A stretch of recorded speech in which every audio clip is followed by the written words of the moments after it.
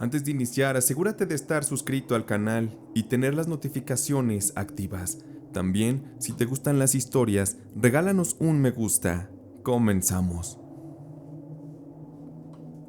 Mi nombre es Rubén, y cuando estaba en la preparatoria, yo solía ser un chico bastante rebelde, y la verdad, ya no me gustaba estudiar, porque por las tardes yo había agarrado un trabajito que me dejaba dinero, y eso me gustaba más que la escuela.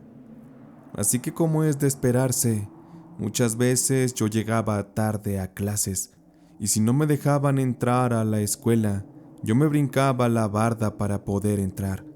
O cuando eran días de exámenes me las arreglaba copiando o me hacía acordeones con las respuestas para así poder pasar las pruebas. En aquel entonces yo tenía una maestra llamada Conchita. Ella era una mujer de unos 60 años de edad y todos intuíamos que ella estaba enferma porque ella estaba extremadamente delgada. De hecho, ahora no me provoca gracia, pero en la escuela le decíamos la momia. Ya saben, uno de chico es muy inmaduro y no respeta. Y con esta maestra sucedió algo que me impresionó muchísimo. Una mañana se me hizo tarde para las clases porque una noche antes me desvelé jugando videojuegos. Esa mañana me cerraron la puerta principal de la prepa y como de costumbre me brinqué la barda y cautelosamente me fui hasta el salón para esperar así un descuido de la profesora y poderme meter a la clase.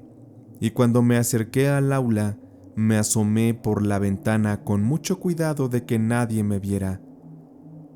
Yo noté que todos mis compañeros estaban muy calmados y concentrados haciendo algunas anotaciones, y la maestra Conchita estaba sentada en el escritorio. Todo se veía muy silencioso y todos muy concentrados, pero de pronto vi cómo la maestra Conchita me miró a través de la ventana, pero ella solo hizo una mueca de desaprobación y movió la cabeza. Instantes después ella siguió con lo suyo, pero después de eso, yo mejor me retiré y me fui a esconder al baño, en lo que se terminaba la clase. Ya cuando sonó el timbre, me dirigí hacia el salón y me senté en mi lugar, pero noté que en lugar de que entrara el siguiente profesor, que era el de física, entró uno de los prefectos para ponernos algunas actividades para el día. Yo me quedé sin palabras cuando escuché decir a aquel prefecto que el profesor de física tampoco iría, porque estaba en el funeral de la maestra Conchita, que había muerto la tarde del día anterior. Escuchar eso fue un impacto muy fuerte. Yo no podía creerlo, porque justo instantes atrás yo acababa de ver a la profesora sentada en el escritorio e incluso ella me miró. Cuando les conté a mis compañeros no me la podían creer, pero supimos después que más de uno vio su presencia de la maestra andando por la escuela ese mismo día de su muerte. Y como fueron tantas las personas que dijeron haber visto a la profesora, al día siguiente llevamos una foto, unas veladoras y le rezamos un rosario a ella. Lo hicimos a modo de despedida para que así ella pudiera descansar en paz. Por lo que creemos ella se fue a despedir o algo así. Sin embargo, creo que su muerte y en general cuando alguien muere, siempre trata de hacer un último recorrido por este plano antes de partir hacia la luz. Pero ahora, considero que es muy real que los fantasmas existen y habitan entre nosotros. Muchas gracias por escuchar mi relato. Si aún no has puesto un me gusta, es el momento perfecto para hacerlo. Continuamos, aún hay más aquí en Relatos y Leyendas del Gato. Pensar en que las cosas relacionadas a lo paranormal o a las cosas del más allá sean reales, siempre quedará a consideración personal de cada quien. Sin embargo, agradezco a Diego y su canal por permitirme compartirles mi experiencia. Actualmente tengo 40 años de edad, pero los sucesos me ocurrieron cuando tendría unos 15 años. En aquel entonces vivía junto a mi familia en una zona céntrica en un municipio conocido del norte del país. En aquellos tiempos yo solía jugar con mis amigos al fútbol en las calles y como cada noche nos reuníamos a echar cascarita en medio de la calle, pues aquella era una calle cerrada y pasaban muy pocos automóviles, lo cual nos permitía no tener que buscar una cancha a lo lejos y que eso pudiera representar algún peligro.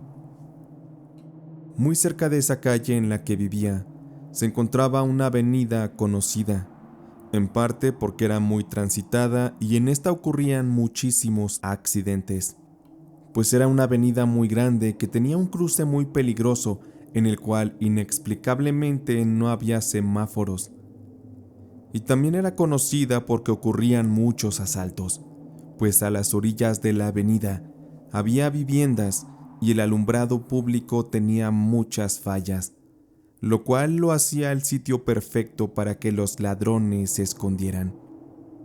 De esa manera, cuando los peatones pasaban, los malhechores salían de la oscuridad o a veces de entre los carros abandonados que abundaban también, y entonces atacaban. Lamentablemente las cosas muchas veces no terminaban bien. Y yo tenía un amigo que se juntaba con los de la cuadra. Él era un chico normal que le gustaba mucho jugar al fútbol con nosotros, pero él era un poco más grande. Él ya tenía poco más de 20 años, le decíamos el Chiflas, porque estaba muy trompudo y parecía que siempre estaba silbando. Pero él después de un tiempo se empezó a juntar con otros chavos de la colonia. A aquellos les gustaba mucho el alcohol y fumar hierba. También les gustaba oler solventes y pues el Chiflas tenía muchos problemas en su casa porque su mamá se le murió de cáncer y su papá se la pasaba todo el día trabajando. Así que lo desatendieron desde muy chico y el Chiflas eligió el mal camino. Por esta razón él se unió a aquella banda de malhechores, aquellos que les digo que les gustaba saltar en las orillas de la avenida. A nosotros como ya nos conocía, ya no nos hacía nada, pero cuando se metía solvente, mejor no nos arriesgábamos y le corríamos. Pero aún con todo aquello, le teníamos mucho cariño porque él había sido de nuestros mejores amigos. Sin embargo, un día, el Chiflas simplemente desapareció. Su papá lo estaba buscando por todas partes. El señor estaba desesperado porque ya había llamado a los hospitales, a la policía y nomás no lo encontraban. Y junto con él se desaparecieron otros 2 chavos que también se juntaban con él y eran hermanos. Así que aquello era un tema delicado en la colonia y que estaba en boca de todos. Pero pronto una verdad saldría a la luz. Una mañana muy temprano, yo recuerdo que salí para irme caminando a la prepa donde estudiaba, pues estaba muy cerca de la casa, y en el camino noté que sobre el bulevar había mucha gente amontonada. Yo supuse que algún accidente habría ocurrido, así que por curiosidad me acerqué también para ver. Traté de meterme entre la gente para saber qué ocurría, y cuando logré colarme, vi que estaban varios policías y agentes levantando un carro abandonado con la ayuda de una maquinaria, pues el carro no tenía llantas. En el ambiente recuerdo que había una pestilencia horrible como a carne podrida, y cuando terminaron de levantar el auto, por debajo de este vi cómo el cadáver del Chiflas se encontraba tirado en el suelo y con las ropas manchadas completamente de sangre. Recuerdo claramente hasta hoy que cuando lo movieron, el cuerpo de este giró de lado y sus ojos se abrieron completamente. Aquella era una mirada perdida y es como si me hubieran mirado directamente a mí. Eso me dio un escalofrío horrible y sentí muchas ganas de vomitar y sobre todo me dio una profunda tristeza. Ese día me retiré del lugar y todo el día no me pude sacar de la cabeza la mirada de aquel cadáver. Creo que me traumó bastante que hasta comencé a tener bastantes pesadillas. Días después supimos que aquellos dos que mataron al Chiflas se escaparon para Estados Unidos y ya no los agarraron. Días después mi vida comenzó a complicarse bastante, porque por las noches yo ya no podía dormir. Me costaba mucho y también tenía una sensación de miedo irracional que me invadía completamente. Me generaba mucho terror y me provocaba una angustia incontrolable que me atormentaba. Yo sentía que empezaba a ver también una sombra en la habitación, como si hubiera alguien ahí dentro conmigo. Así que tuve que comenzar a tratar de dormir con las luces encendidas cada noche. Yo no quería decirle a nadie lo que me pasaba, porque ni siquiera yo lo entendía. Además tenía miedo de que me juzgaran. Yo creí que las cosas con el tiempo comenzarían a mejorar y se me olvidaría todo lo relacionado a aquel asesinato. Pero no fue así. Al contrario, las cosas se fueron poniendo peor, porque de andar por las calles yo sentía que alguien me seguía y me observaba. Yo tuve que dejar de salir por las noches, porque una ocasión de ir caminando, claramente sentí como si algo pesado se me hubiera subido encima, y conforme yo caminaba, eso se hacía más pesado, hasta el punto en que terminó venciéndome y caí al suelo. Por fortuna, unas personas que andaban cerca se arrimaron y me ayudaron a levantarme. Ellos me preguntaron que si estaba yo bien, y yo les respondí que sí, pero de todas formas ellos me acompañaron a mi casa. Yo seguía sin contarle nada a mis papás, pero después de lo que vendría, no tendría más remedio que hacerlo. Esa misma noche, después de irme a dormir, me desperté exactamente a las 3:30 de la madrugada. Recuerdo que sentía muchísima sed, así que con miedo y todo, yo bajé las escaleras y me dirigí hacia la cocina. Traté de no hacer ruido para no despertar a nadie, pero cuando entré a la cocina, mis sentidos se erizaron al percibir una oleada helada de aire que parecía recorrer mi cuerpo de pies a cabeza. No era viento que entrara por alguna de las ventanas, porque éstas se encontraban cerradas, y de inmediato también empecé a sentirme como paralizado. No sé si por el miedo o porque algo me estaba ocurriendo, pero en cuanto me pude mover, regresé corriendo de inmediato a mi cuarto. Sin embargo, al entrar, noté que la televisión estaba encendida, y en esta se veía la imagen y se escuchaba el sonido de la estática. La verdad, en ese momento ya no pude más, y salí corriendo muy asustado a tocar en la puerta del cuarto de mis papás. Yo estaba ya prácticamente llorando de miedo, porque algo me estaba ocurriendo y cada vez era más grave. Yo ya no sabía cómo manejar esa situación. Mis papás, muy alterados y preocupados por verme así tan mal, me escuchaban mientras les contaba todo lo que estaba pasando. Y les conté que aquellos sucesos aterradores habían comenzado justo después de que me tocó ver el cadáver del Chiflas. De inicio ellos no me creyeron del todo, pero al ver que de verdad aquello me estaba afectando mucho, fue que decidieron llevarme con el sacerdote de la colonia. Mis papás le explicaron al padre lo que estaba ocurriendo, y este se dispuso a ir a la casa a bendecir y hacer algunas oraciones. Sin embargo, se mostró un poco incrédulo sobre todo lo que estaba ocurriendo. Y por un par de días las cosas se calmaron después de las bendiciones del sacerdote. Sin embargo, días después nuevamente surgieron. Pero esta vez no solo yo viví las cosas, pues varias personas que pasaban por la zona donde mataron al Chiflas decían que veían una sombra caminar y desaparecerse sobre la oscuridad del bulevar. Pero más allá de eso, yo de pronto me sentía muy pesado y me empecé a sentir también muy mal. Comencé a dejar de comer y diario tenía pesadillas horribles. Aquella sensación de que algo me perseguía estaba presente todo el tiempo, a todas horas, y yo tenía miedo porque sentía la presencia de algo muy cerca de mí, algo que yo no podría explicar. Mientras tanto, aquel rumor de que el fantasma del Chiflas andaba rondando la colonia se había hecho muy grande, así que había una especie de miedo colectivo y también muchos curiosos que andaban por ahí merodeando, esperando encontrarse con su fantasma. Y ante eso mi madre le contó a una de las vecinas lo que me estaba pasando. Esa vecina le recomendó que me llevaran con una señora que era una especie de curandera que hacía limpias y trabajos de brujería. Seguramente ella me podría ayudar.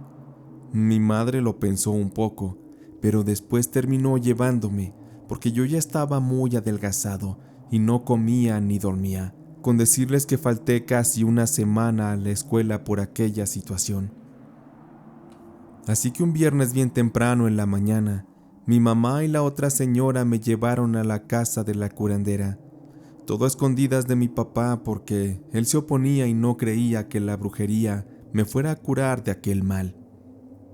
Cuando llegamos a la casa de la curandera, el lugar estaba un poco lejos. Era una casita en el cerro, y tuvimos que caminar un buen rato después de habernos bajado del transporte público. La casa de aquella curandera estaba muy apartada de las demás casas.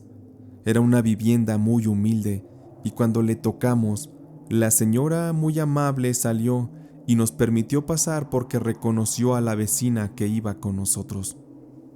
Cuando entramos a la casa solo eran 2 cuartitos. En uno vivía la mujer y para el otro cuarto pasamos por una cortina. Dentro de este no entraba para nada la luz del exterior y estaba alumbrado con veladoras. Su luz dejaba entrever algunos adornos y esqueletos de animales que me imagino la misma mujer habría matado. La curandera me pidió que me sentara en una silla justo en el centro de aquel cuarto oscuro, y de inmediato algo extraño fue que ocurrió. Una sensación helada se comenzó a sentir en el ambiente. Un aroma extraño también se empezó a percibir, y en eso la curandera me dijo que no me moviera, porque yo traía un muertito pegado y se estaba comenzando a manifestar. Apenas acabó la curandera de decir aquello, cuando las velas de la habitación se comenzaron a sacudir, como si un fuerte viento las moviera.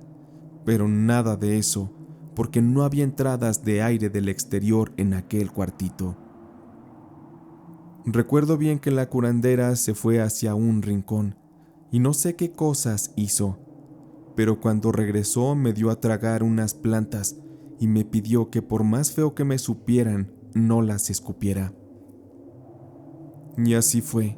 Aquello que tragué era extremadamente amargo, pero les juro que apenas lo terminé de tragar, no supe de mí, me perdí, caí inconsciente. Según me cuenta mi madre, pasaron como 40 minutos en los que la mujer me estaba rezando, y yo solo me retorcía y lloraba en el piso como si fuera un niño. Según las palabras de la bruja, el fantasma del Chiflas se me había pegado porque tenía miedo de trascender, y es como si de alguna manera él hubiera tomado posesión de mí. También cuenta mi mamá que hubo un momento que todas las velas de la habitación se apagaron por completo y quedamos en total oscuridad. Eso les dio mucho miedo a mi madre y a la vecina, pero la bruja dijo que no había nada que temer, que solo se quedaran en silencio y pronto todo volvería a la normalidad. Pero en ese lapso de oscuridad, la bruja estuvo hablando con la entidad que me poseía, y mi madre escuchaba claro cómo las palabras que yo decía se escuchaban con la voz de otra persona. Aquello me sorprendió muchísimo y me dio bastante terror cuando lo escuché por primera vez. Es como si el fantasma de aquel cadáver estuviera hablando a través de mi cuerpo.